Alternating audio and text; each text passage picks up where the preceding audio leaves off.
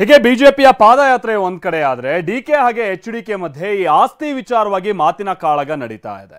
HDK ಕೇತ್ಗಾನಹಳ್ಳಿ ಆಸ್ತಿ ಸೇರಿದಂತೆ 106 ಎಕರೆ ಬೆಂಗಳೂರಿನಲ್ಲಿ ಅವರ ಆಸ್ತಿ ಹೊಂದಿದ್ದಾರೆ ಅಂತ ಡಿಕೆ ಶಿವಕುಮಾರ್ ಹೇಳಿದ್ರು. ದಳಪತಿ ಸಾಮ್ರಾಜ್ಯಕ್ಕೆ ಹೀಗೆ ಕೈ ಹಾಕಿದ್ರು.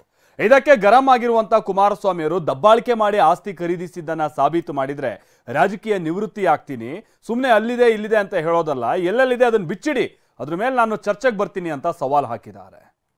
ಒಂದೊಂದು ದಿನ ಒಬ್ಬೊಬ್ರದ್ದು ಹೇಳ್ಬೇಕು. ನೀವು ಎಷ್ಟು ಅಧಿಕಾರ ಇದ್ದಂಥ ಸಂದರ್ಭದಲ್ಲಿ ಎಷ್ಟಿತ್ತೋ ಈಗ ಎಷ್ಟು 106 ಎಕರೆಗಳು ಬೆಂಗಳೂರಿನಲ್ಲಿದೆ.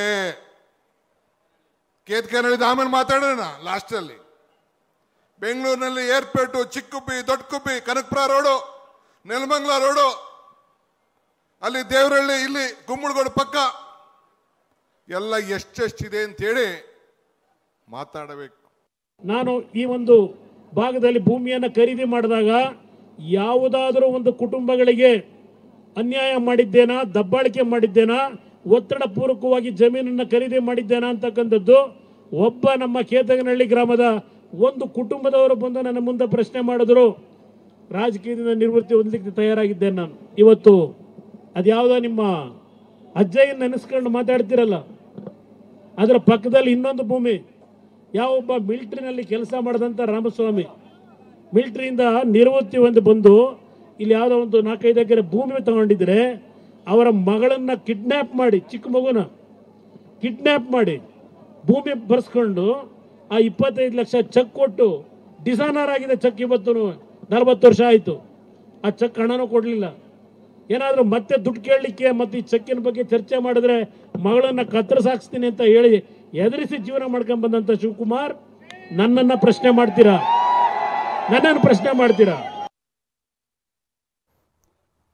ಇದಿಷ್ಟೇ ಅಲ್ಲ, ಆಸ್ತಿಗಳು ಎಲ್ಲಿಂದ ಬಂತು, ಹೇಗೆ ಬಂತು ಅಂತ ಪ್ರಶ್ನಿಸಿದ ಡಿಕೆಗೆ ತಿರುಗೇಟು ಕೊಟ್ಟಿರೋ ಕುಮಾರಸ್ವಾಮಿ ಐಕಾನ್ ಸ್ಕೂಲ್ ಜಾಗ ಯಾರದ್ದು ಅಂತ ಪ್ರಶ್ನಿಸಿದ್ದಾರೆ.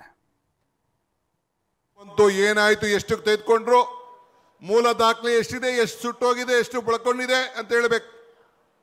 ನಾನು ಮೈನಿಂಗ್ ವಿಚಾರಕ್ಕೆ ಈಗ ನಾನು ಮಾತಾಡೋಕೆ ಹೋಗುದಿಲ್ಲ. ಲೋಕಾಯುಕ್ತ ಎನ್ಕ್ವೈರಿ ಬಗ್ಗೆ ನಾನು ಮಾತಾಡೋಕೆ ಹೋಗುದಿಲ್ಲ. ಇಲ್ಲಿ ಒಂದು ಸ್ಕೂಲ್ ನಡೆಸ್ತಾ ಇದಿರಲ್ಲ, ಇಲ್ಲಿ ನರ್ಸಿಂಗ್ ಶಾಲೆ, ಎಂಥದ್ದು ಐಕಾನು, ಆ ಭೂಮಿ ಯಾರ್ದು?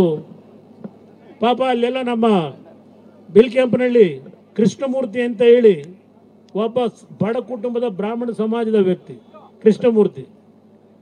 ಆ ಕೃಷ್ಣಮೂರ್ತಿ ಪಾಪ ಯಾವುದೋ ಒಂದು ವ್ಯವಹಾರ ನಡೆಸ್ತಾ ಇದ್ರಲ್ಲಿ KSFCನಲ್ಲಿ ಸಾಲ ತಗೊಂಡಿದ್ರು. KSFCಲಿ ಸಾಲ ತಗೊಂಡು ತೀರಿಸ್ಲಿಕ್ಕಾಗದೆ ಆ ಭೂಮಿಯನ್ನು KSFC ಅಧಿಕಾರಿಗಳ ಮುಖಾಂತರ ದುರುಪಯೋಗ ಪಡಿಸ್ಕೊಂಡು ಯಾವ ರೀತಿ ಆ ಭೂಮಿಯನ್ನು ಬರ್ಸ್ಕೊಂಡ್ರಿ ಶಿವಕುಮಾರ್ ಅವರೇ? ಇನ್ನು ಬಿಜೆಪಿ ಅವರು ನಂದು ಏನಾದ್ರೂ ಇದ್ರೆ ಬಿಚ್ಚಿಡ್ಲಿ, ಆದ್ರೆ ನಮ್ಮ ಪ್ರಶ್ನೆಗೆ ಅವರು ಉತ್ತರ ಕೊಡ್ಲಿ ಅಂತ ಡಿಕೆ ಶಿವಕುಮಾರ್ ಹೇಳಿದ್ದಾರೆ. ಈ ಮಾತಿಗೂ ಟಾಂಗ್ ಕೊಟ್ಟಿರುವಂತಹ ಕುಮಾರಸ್ವಾಮಿ ನಿನ್ನದು ಬಿಚ್ಚಿಡೋದಕ್ಕೆ ಏನಿದೆ ಅಂತ ಕುಟ್ಕಿದ್ದಾರೆ. ನಂದಿಗೂ ಉತ್ತರ ಕೊಡ್ಲಿ, ನನ್ನ ಬೈಲಿ, ನಂದೇನಾರು ಇದ್ರೆ ಬಿಚ್ಚಲಿ, ಪ್ಯಾಂಟು ಶರ್ಟು ಇದು ಬಟ್ಟೆ ಎಲ್ಲ ಬಿಚ್ಚಿ ನನ್ನ ನೇಣಾಕ್ಬಿಡ್ಲಿ, ಶಿಲ್ವೆಗೆ ಏರಿಸ್ಬಿಡ್ಲಿ. ಈಗ ಉಪಮುಖ್ಯಮಂತ್ರಿಯಾಗಿ ಸದಾಶಿವನಗರದಲ್ಲಿ 3 ಜನ 70 ವರ್ಷದ ತಾಯಂದರು, 3 ಜನ 70 ವರ್ಷದ ತಾಯಂದರು, ವಿಧವಾ ತಾಯಂದರು, ಅವರ ಮೇಲೆ ಒತ್ತಡ ಹಾಕಿ ಇವತ್ತು ಉಪಮುಖ್ಯಮಂತ್ರಿಗಳಾದ ನಂತರ ಸದಾಶಿವನಗರದಲ್ಲಿ ಅವರಿಗೆ ಹಲವಾರು ರೀತಿಯ ಜೀವ ಬೆದರಿಕೆ ಹಾಕಿ ನಿಮ್ಮ ಮಗಳ ಹೆಸರಿಗೆ ಸೈಟ್ ಬರೆಸ್ಕೊಂಡಿದ್ದೀರಲ್ಲ ಸದಾಶಿವನಗರದಲ್ಲಿ, ಆ ಕೆಲಸ ಮಾಡಿದ್ದೇವ? ಏನು ಬಿತ್ತಿಯಪ್ಪ?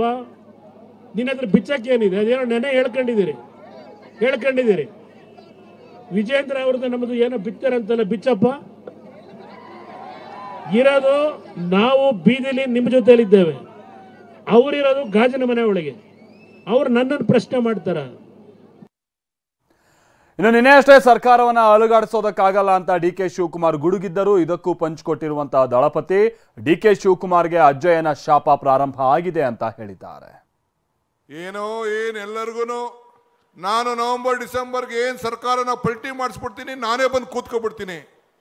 ಏನಿದು ನಮ್ಮೂರಲ್ಲಿ ಮಾಡ್ತಾರೆ ಮಡಕೆ, ಏನು ಮಡಕೆನ ಈ ಸರ್ಕಾರ ಬಿದ್ದ ತಕ್ಷಣ ಹೊಡೆದೋಗ್ಬಿಡಕ್ಕೆ?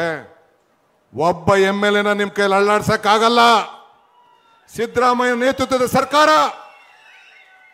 ಈ ಡಿ ಕೆ ಶಿವಕುಮಾರ್ ಮುಖಂಡತ್ವದ ಪಕ್ಷದಲ್ಲಿರುವಂತಹ ಸರ್ಕಾರ ಏನು ಮಾಡಲಿಕ್ಕೆ ನಿಮ್ಮ ಕೈಯಲ್ಲಿ ಸಾಧ್ಯ ಇಲ್ಲ. ನಿಮ್ಮ ಭ್ರಮೆ, ನಿಮ್ಮ ತಿರುಕನ ಕನಸಿದು ಅನ್ನೋ ಮಾತನ್ನ ಈ ಸಂದರ್ಭದಲ್ಲಿ ಹೇಳಲಿಕ್ಕೆ ನಾನು ಬಯಸ್ತಾ ಇದ್ದೇನೆ. ಕಾಂಗ್ರೆಸ್ ಪಕ್ಷ ಒಂದು ದೊಡ್ಡ ಇತಿಹಾಸ ಇದೆ. ಕನಕಪುರದಲ್ಲಿ ಎಷ್ಟು ಕುಟುಂಬ ಹಾಳು ಮಾಡಿದ್ರಿ, ಆ ಕಲ್ಲೊಡಿಲಿಕ್ಕೆ ಎಷ್ಟು ಕುಟುಂಬಗಳ ಜೀವ ತೆಗೆದಿದ್ದೀರಿ. ನಿಮ್ಮಿಂದ ನಾವು ನೈತಿಕತೆ ಕಲಿಬೇಕಾ? ಬಿಜೆಪಿ ಮತ್ತು JDS ನ ಕಾರ್ಯಕರ್ತರು ಇದನ್ನ ಅದಕ್ಕೆ ಹೇಳಿದ್ದು. ಅಜ್ಜಯ್ಯನವ್ರ ಶಾಪು ಪ್ರಾರಂಭ ಆಗಿದೆ. ಇನ್ನು ಮುಂದಕ್ಕೆ ಅಜ್ಜಯ್ಯನವರು ರಕ್ಷಣೆ ಕೊಡಲ್ಲ, ಅವರಿಗೆ ಕಾಲ ಮೀರೋಗಿದೆ.